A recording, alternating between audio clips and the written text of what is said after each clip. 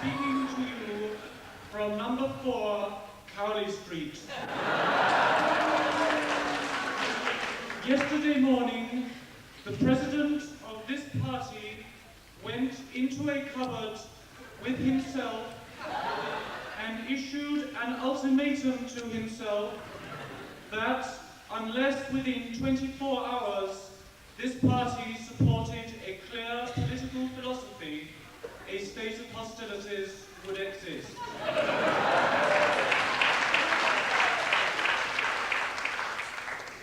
I have to tell you now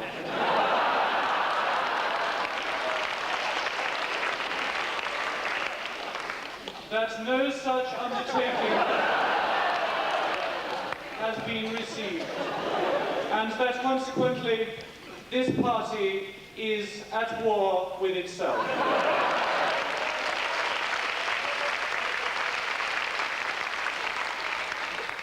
I need hardly say what a bitter blow this is to me.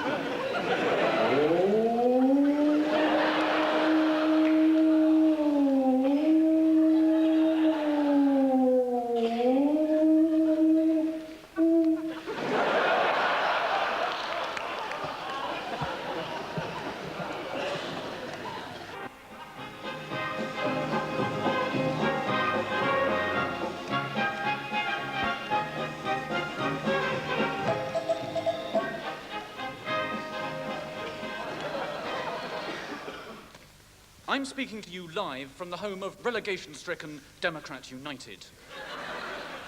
Once proud champions, the first British team in Europe, today this plucky little club is struggling for sheer survival. With me, dour, determined manager, Paddy Ashdown. Paddy, embattled, strife-torn, bottom of the league, how do you feel? As green as a parrot, Brian.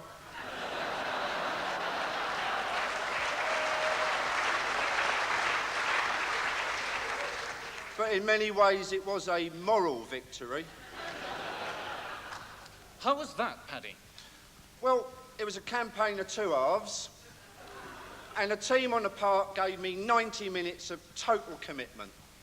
But the campaign lasted 3 weeks, Paddy. Yeah. But they did give me 90 minutes of total commitment.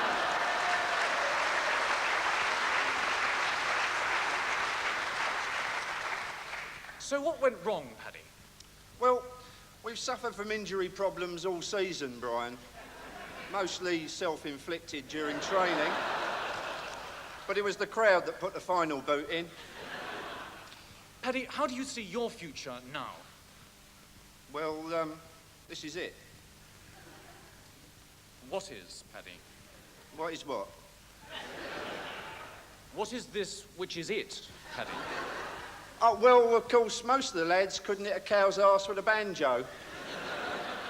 But you know, and let's face it, I know, that to win at this level, you just got to come first. I mean, that's the name of the game, Brian, at this level. Do you think you can get back up there and be fighting for the top honours? Well, let's just look at a few facts. The gauntlet was thrown down, and we picked it up and run with it. But at the end of the day, Brian, it's midnight, Paddy. Yeah, at the end of the day, at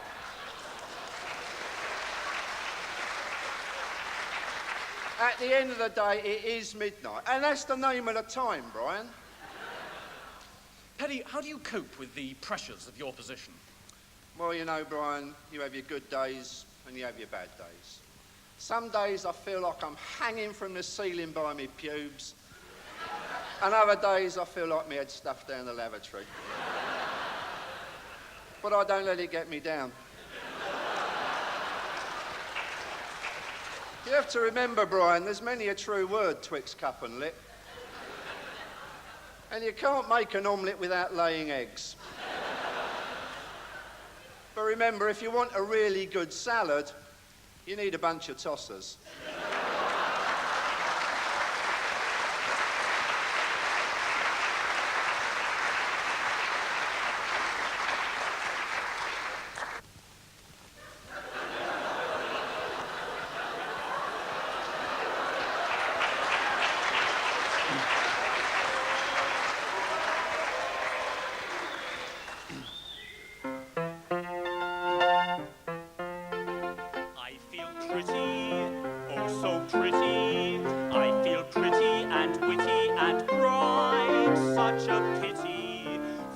my enemies on polling night. I feel charming, oh so charming. It's alarming how charming I feel. No disarming to prevent them turning out for Neil. Look at how we lead the opinion polls. Tell me what the reason can be. Can it be John Smith? Is it Ryan Gould? Is it Robin Cook? Is it really me? I am grinning, I am winning, underpinning my voter appeal. All in all, I'm a pretty confident Neil.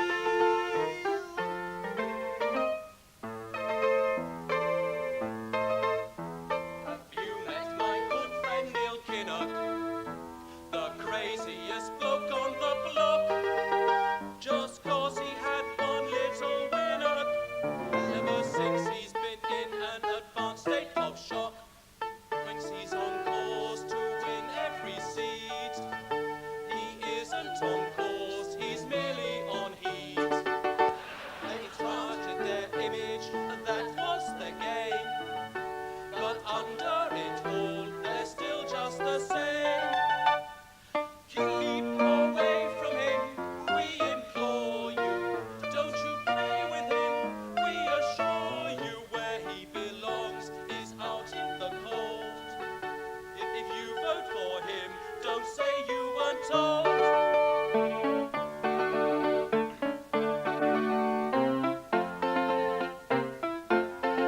I feel pretty, oh so pretty. I feel pretty and witty and bright. Such a pity for my enemies on polling night. I feel charming, oh so charming. It's alarming how charming I feel. No disarming to prevent them turning out for Neil. Look at how we lead the opinion polls. Tell me what the reason can be. Can it be John Smith? Is it Ryan Gould? Is it Robin Cook? Is it really me? Is it really him? I am grinning, I am winning, He's winning. underpinning my voter appeal. All in all, I'm an overconfident Neil.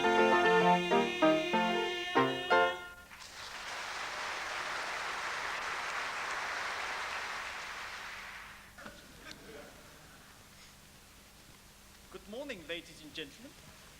It gives me great pleasure as acting state president and leader of the National Party to welcome you, representatives of the free and independent press of South Africa, to this morning's interview. As you may be aware, in the recent weeks, certain undesirable elements have been making outrageous allegations which call into question the National Party's ability to govern our beautiful country. It would be unfortunate if these scurrilous suggestions were to go past unchallenged by honourable journalists such as yourselves. Vice President de Klerk, when you refer to certain undesirable elements, do you in fact mean Archbishop Tutu and the Mass Democratic Movement? No, I refer to ex-President P.W. Botha. Sir, you seem to have a grudge. Oh, of course I have a grudge. Where do you think I'll keep my car?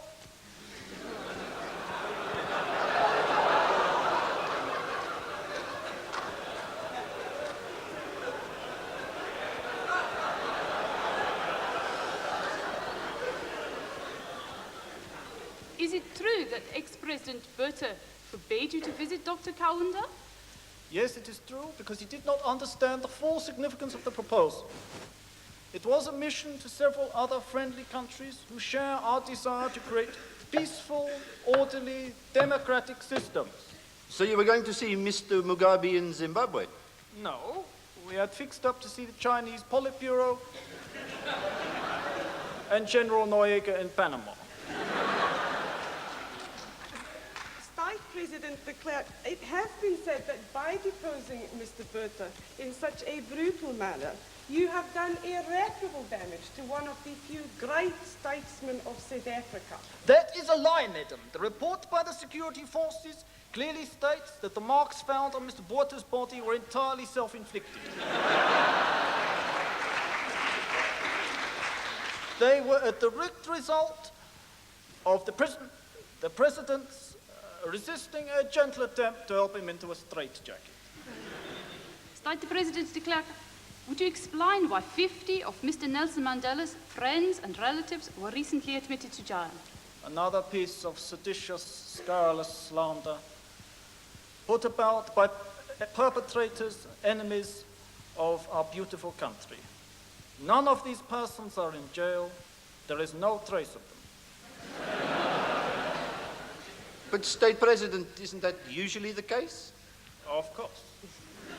State President, we must not lose track of the Mandela family. We never do. State President de Klerk, can I ask you your views on the tour by the English cricketers? They can't bet. They can't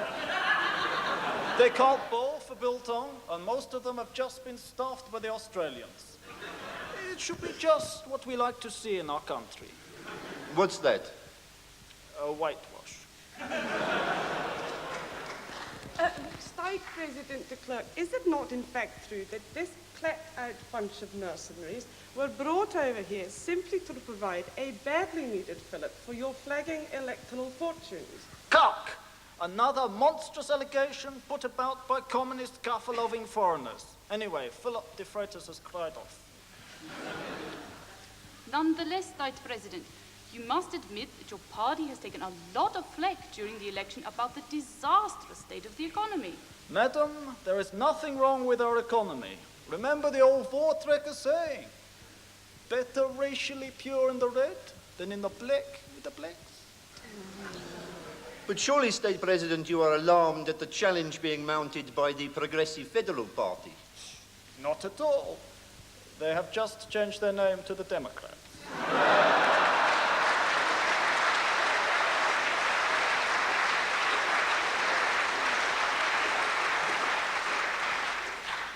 State President de Klerk, just one final question.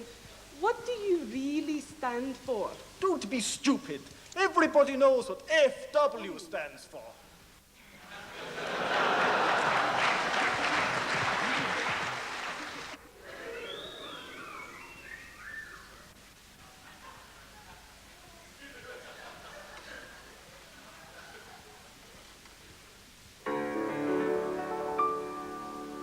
Westminster's often tried to mix show business with politics.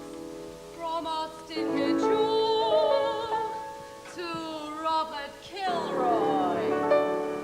But running firm is the storm whose tongue the bent by far.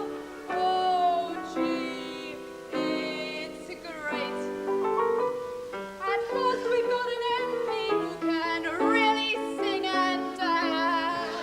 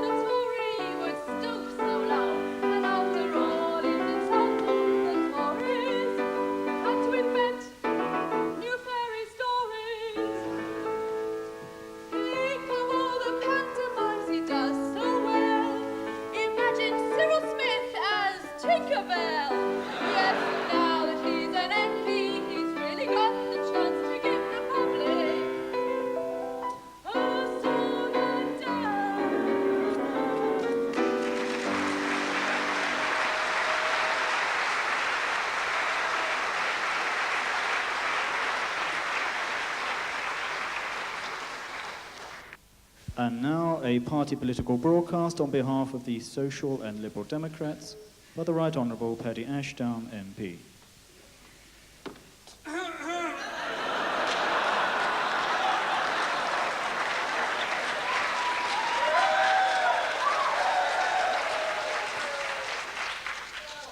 Good evening. When I first became leader of the Social and Liberal Democrats, I tried to travel around as many parts of the country as possible to see for myself the damage caused by uncaring Conservative policies. And what I found, frankly, shocked me. And that was just in Cowley Street.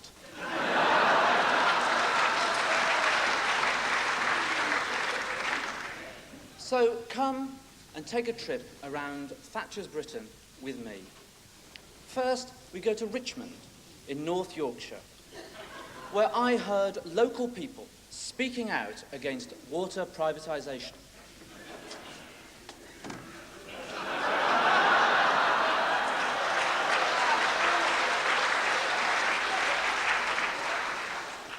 Well, Paddy, I'm concerned about privatisation at Village Duck Pond. I think they should leave it alone. And what's more, we should join the European monetary system.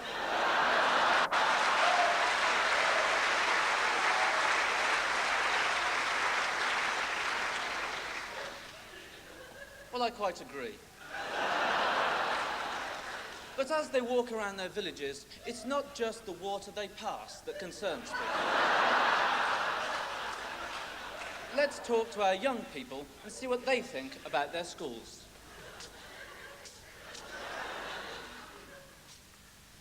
Well, Dave, Paddy,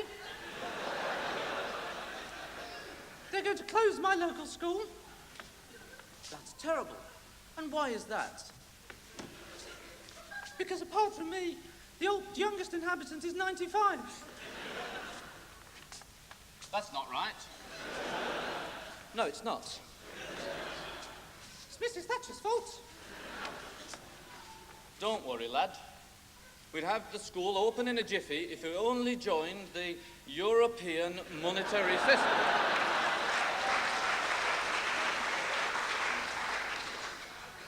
Well, that's quite true. But joining the European monetary system won't solve all of our problems. That Roy Jenkins said it would.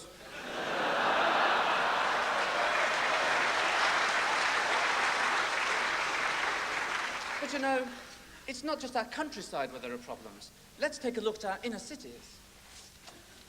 We'd be able to improve the environment if we weren't knee-deep in bloody focus leaflets all the time.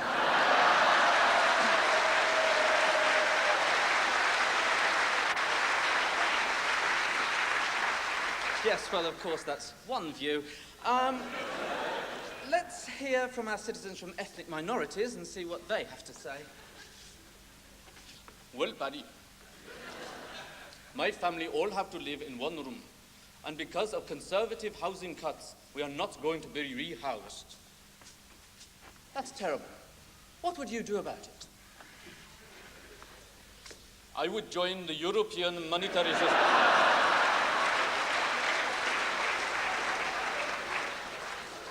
I see.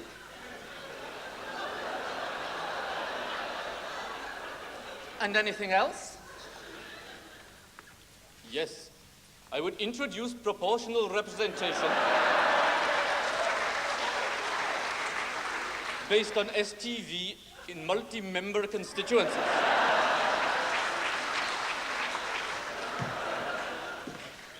Paddy, I'm one of those people who's concerned about the environment.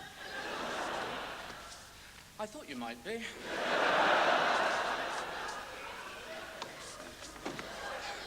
What's your problem? Well, I live in a self-supporting commune in a village with a septic tank. What's the matter? It keeps filling up with sewage. What are you going to do about it? Well, I'll get my parliamentary colleagues to go into it deeply.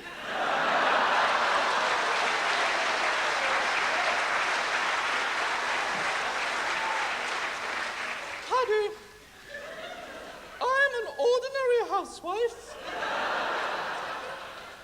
concerned about the rise in prices. Well, Well, I'm sure we're all concerned about the rise in prices that we see. yes, the labels are so tough we can't switch them from cheaper priced goods. Yes. Well, we ought to join the European monetary system. Yes, well, now for our distinctive message. If you are concerned about the environment, worried about the countryside, and want to safeguard our children's future, and listen to lots of different people, then join the social and liberal democrats. Good night!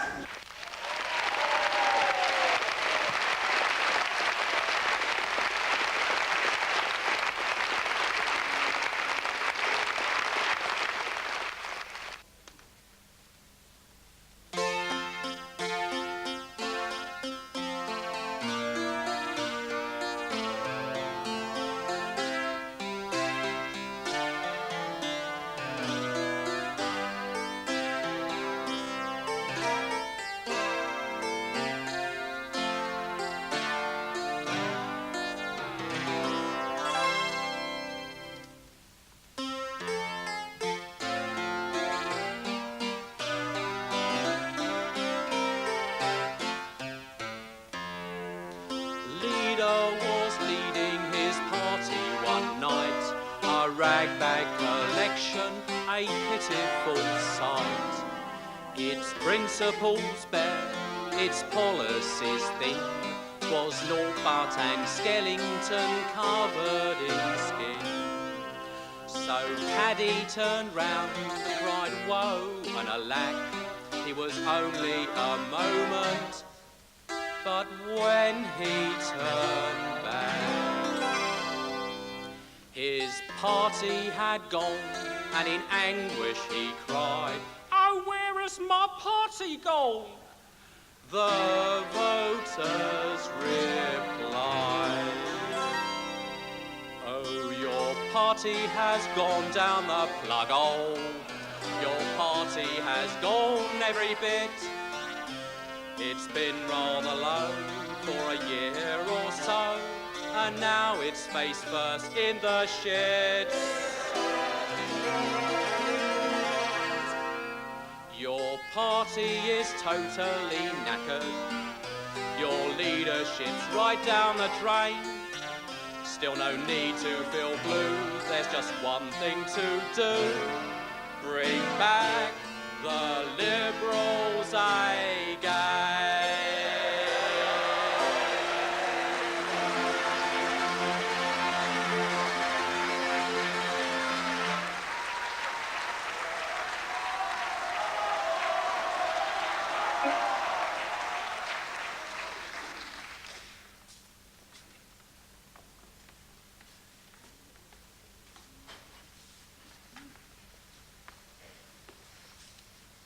Six months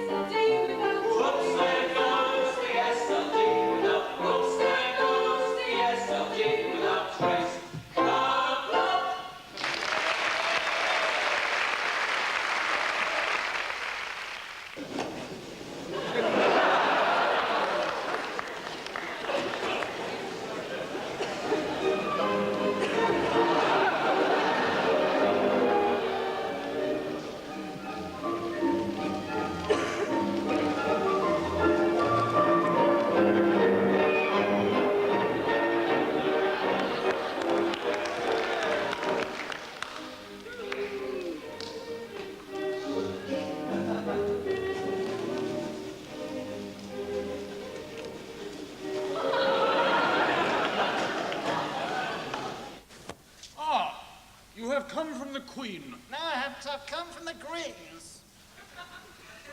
My mission is to pacify Ireland, you know. Never mind that. What are you doing to this tree?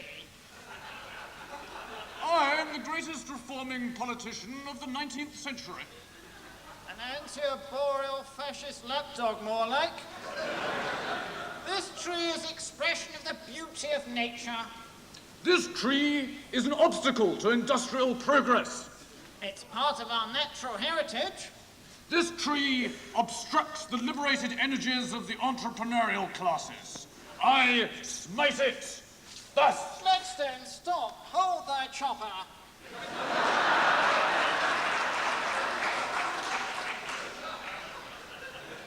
Look here, young man. I am the founder of the modern British Liberal Party. Oh, yeah? What news is there of a future is there for a Liberal Party founded by a psychotic lumberjack?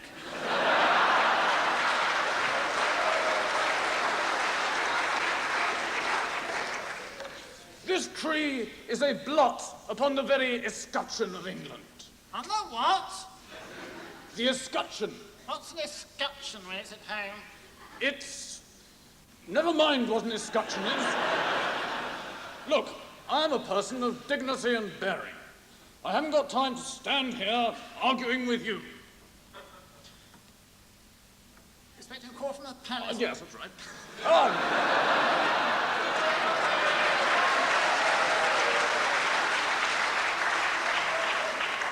What for? To prune their roses? 1868. I can't even do a bit of gardening without some proletarian headbanger shouting the odds. If this is democracy, you can stuff it. But Claddy, baby. Any more out of you, and I'll repeal the bloody Reform Act. Now, will you get out of the way? Woody, spare this tree. Shan't. This tree will stand as a symbol of the vernal eternal. Sayest thou? Go ahead, trunk. Make my day. Don't you want to go down in history? I will go down in history. I'm Prime Minister and I'm all right. I work all day and I sleep all night. I cut down trees, I eat my lunch, I go to the lavatory. I'm cleverer, prettier and funnier than Benjamin Disraeli.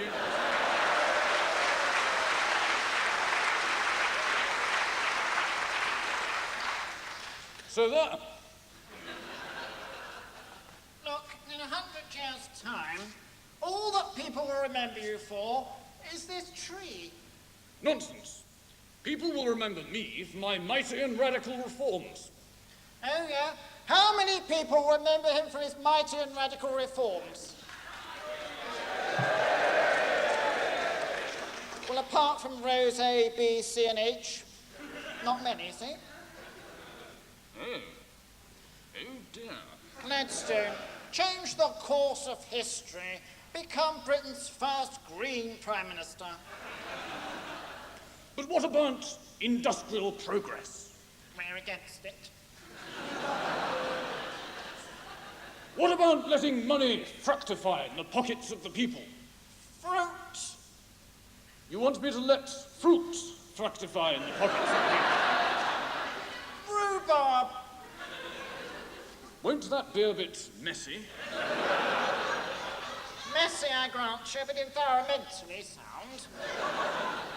Very well. What about pacifying Ireland, then? You can do that after lunch.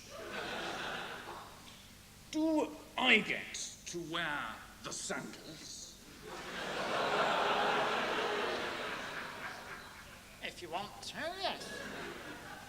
And the beads? Well, I suppose so, if you want to. Yeah, well, yes. Ah! Green Gladstone, the ozone-friendly 19th century Prime Minister. Yes, I like it. Her Majesty, Queen Victoria, summons, commands, compels, enjoins, demands, requires, and would be chuffed as two titties.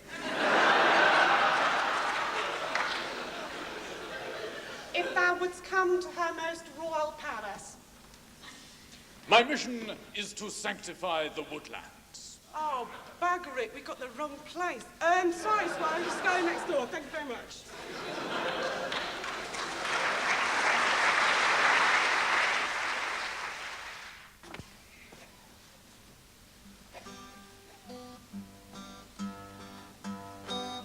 Old Maggie had a Geoffrey everyone admired, temporarily lazy but permanently tired.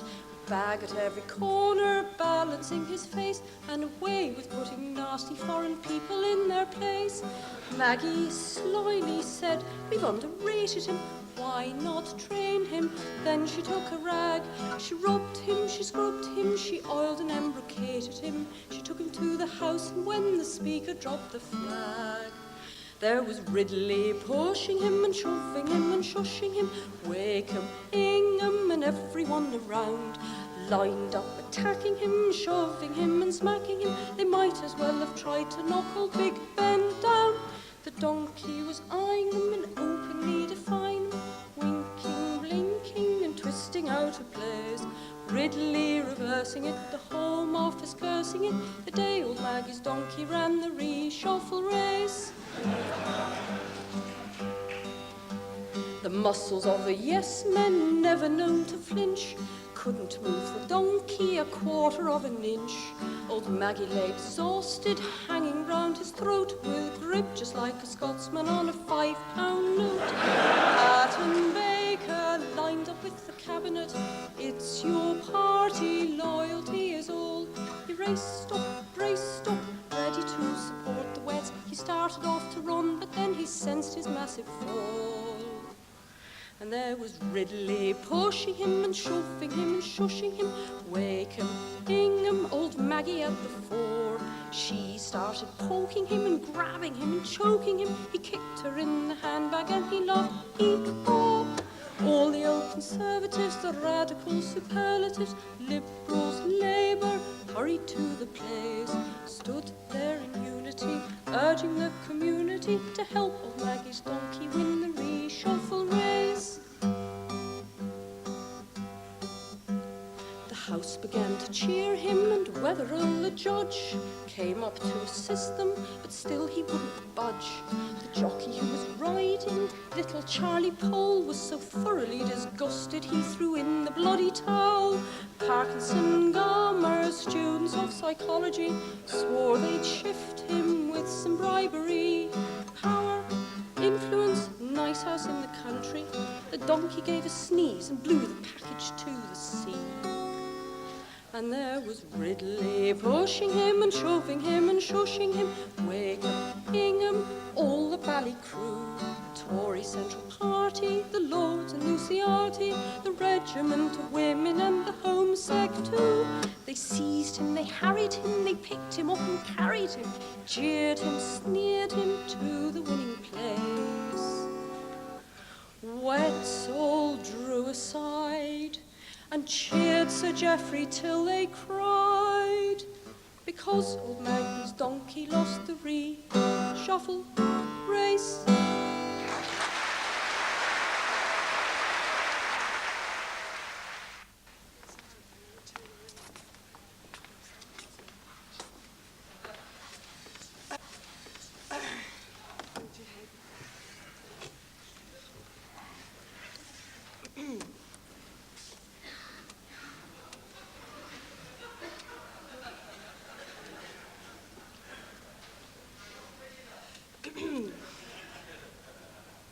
And now it's time for The World at One with James Nocte. Good afternoon. Joining me today on The World at One is the leader of the opposition, Neil Kinnock. Bugger off.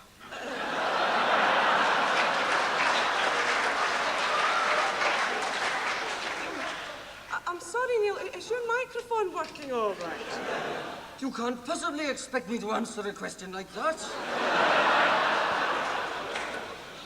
It was a perfectly reasonable question, Neil. 3 million people in this country unemployed, and you expect me to talk about my microphone? Look, Neil, can't calm down, eh? Let's discuss the Labour policy review. I'd sooner talk about my microphone.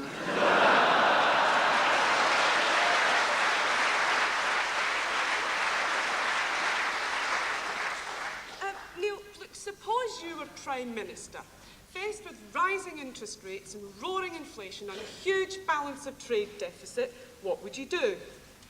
I'd do exactly what's in our policy review. Which is? I've already told you that. Well, I only asked you what was in your policy review. How dare you ask me a question like that? Well, could you give us some idea of what's actually in it? Policies. Yes? Policies which will unite the British people behind a new set of policies. Forward-looking policies to build more bombs, crush the unions, and cut taxes to the rich. Neil, some people will say that Labour policies for the 90s sound just like Tory policies for the 80s. Jim, Labour will win in the 90s with a programme as exciting as the one that it won within the 40s, by turning its back on the people in their 50s from the 70s and 80s, and turning instead to the new generation of people in their 40s who are in their 20s in the 60s. That way we will turn our back on the Tory attempt of the 80s to turn the clock back to the 30s, and we'll win in the 90s with a majority in the hundreds.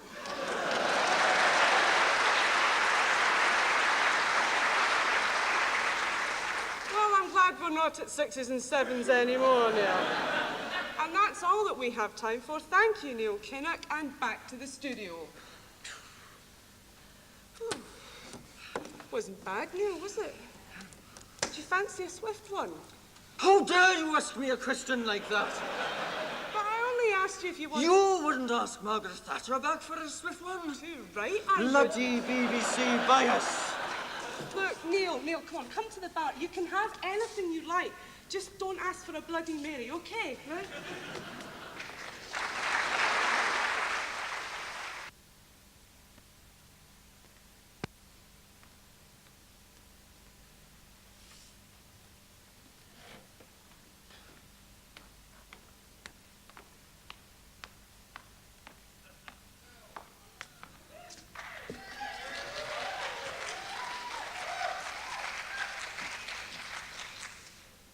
Good evening, ladies and gentlemen. I've received a letter from the mother of a political hopeful who wishes to join our party. I would like to share with you now the reply that I've written to him and to her. Thank you, darling. Don't put your Ian in our party, Mrs. Wrigglesworth.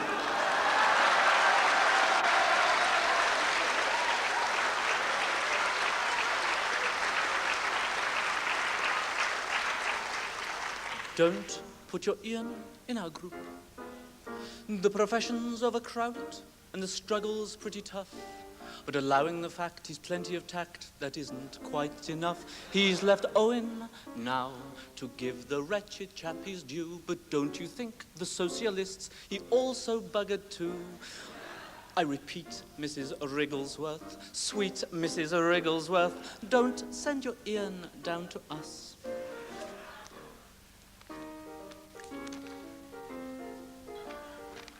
Regarding yours, dear Mrs. Wrigglesworth, of Wednesday the 23rd, although your baby may be keen on a big career, how can I make it clear that this is not a good idea for him to hope?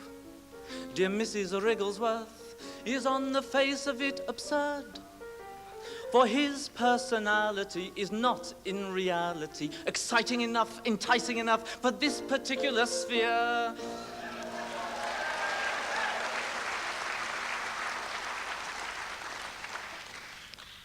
Don't put your Ian in our party, Mrs. Wrigglesworth. Don't put your Ian in our group. Just look at the Labour Party. You must honestly confess, when Ian had finally left it, it was in an awful mess. But Neil's keen that Ian joins the SLD, for he's a liability, but I won't make a fuss. On my knees, Mrs. Wrigglesworth, please, Mrs. Wrigglesworth, don't send your Ian down to us. Don't put your Ian in our party, Mrs. Wrigglesworth. Don't put your Ian in our group.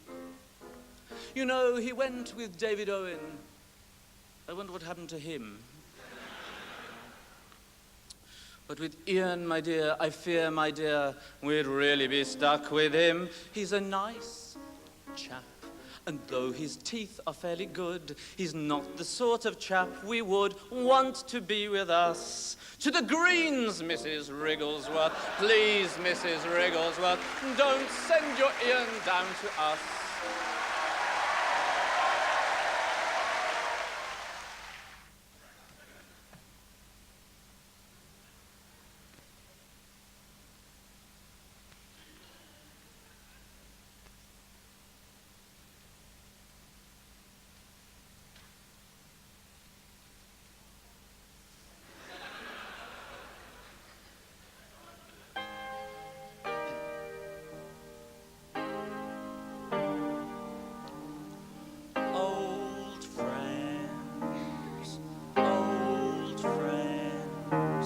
Sat on their bar stools like bookends, where anecdotes known off by heart form the defences, dull the senses of the old friends.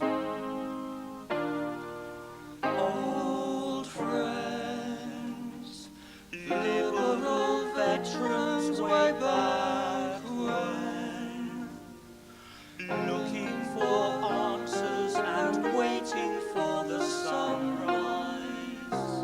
Old loyalties strain and uncertainties pull both this way and that on the shoulders of the old friends. Can you imagine us walking away, tending our gardens quietly? That isn't a choice and will never be. Old friends, memory brushes the same years, silently sharing the same fears.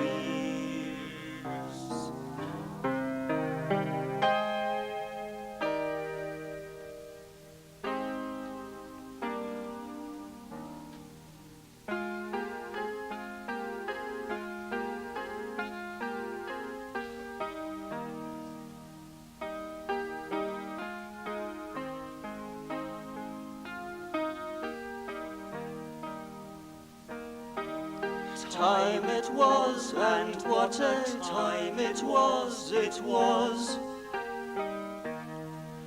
A time of innocence, a time of confidences. Long ago it must be, when we were liberals. Preserve your principles, they won't desert you.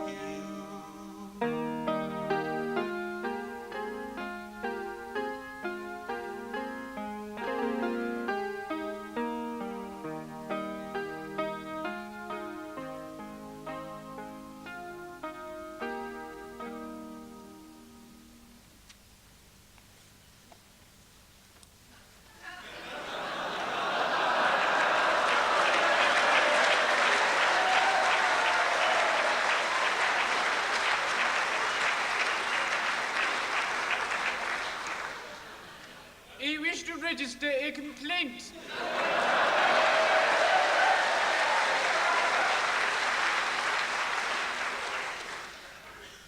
I'm sorry, we're closed. I wish to complain about this party, what I joined not 18 months ago. Oh, yes, the Social and Liberal Democrats. Ludicrous broadcast, eh, Major? What's wrong with it, then? It's dead.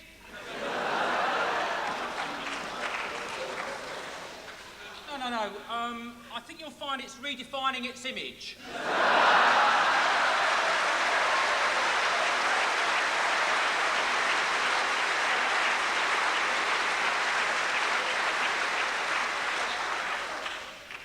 I've been a member of the Democrats for over a year, and I know a dead party when I see one.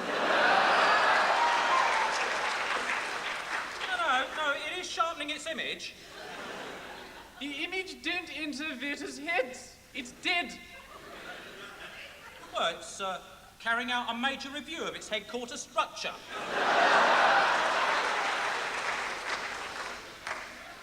You see?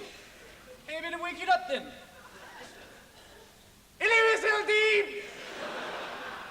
I've got a new agenda for you. I can help you break the mold. I can get you third place in a Euro seat.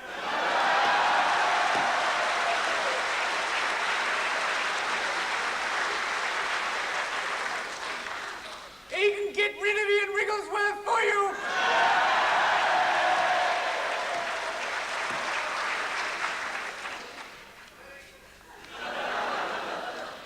Now that's what I call a dead party.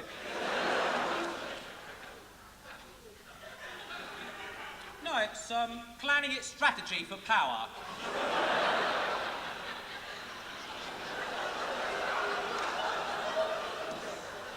Yet you told me when I became a member that we had to abolish the Liberals because they were tired and shagged out after decades of winning.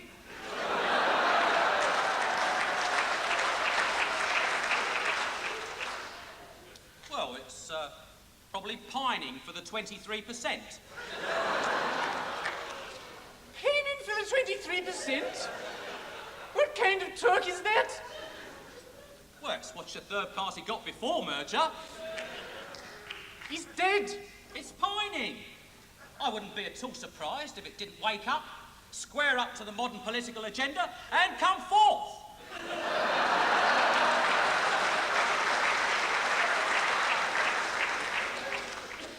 It is not pining. It is a stiff. Bereft of ideas, it abases itself before Robert McLennan. It has shuffled off the political landscape. It has filled up its banner and gone to join the SDP. Unconnected to the modern world, it dreams of centrism. It's lost its way. It can't cope. All statements to the effect that the SLD is a going concern are inoperative. He snuffed it. Well, I better replace it then. I've got a nice SDP that Dr. David Owen pawned a couple of months ago. Are you being funny? Well, I could offer you,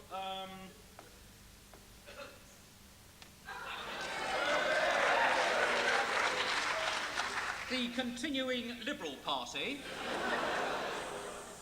What's that like, then? Well, basically sound, except it has got Michael Meadowcroft in it.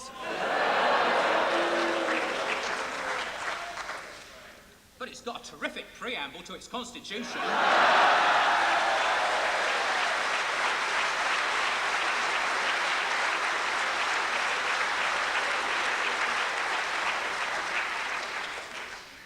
In that case, I'll take it then. Because, as we always say, climb every staircase. Never mind your feet. Scour every top walk till you win your seat. Climb every staircase. Try every door. Canvas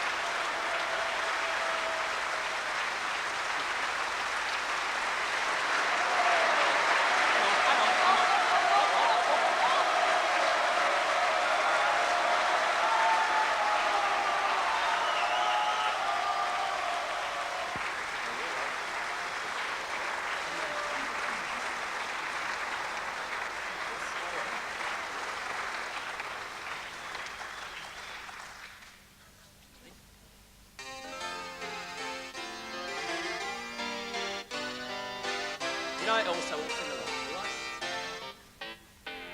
A leader was leading his party one night. A ragbag collection, a pitiful sight. Its principles bare, its policies thick. Was naught but an skeleton covered in skin. So Paddy turned round and cried, woe and alack, it was only a moment, but when he turned back, his party had gone, and in anguish he cried, oh, where has my party gone? The voters replied, oh, your party has gone down the plug hole. Your party has gone every bit. It's been rather low for a year or so, and now it's face first in the shit.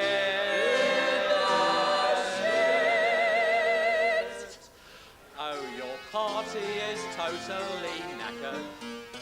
Your leadership's right down the drain. Still no need to feel blue. There's just one thing to do. Bring back the Liberals again.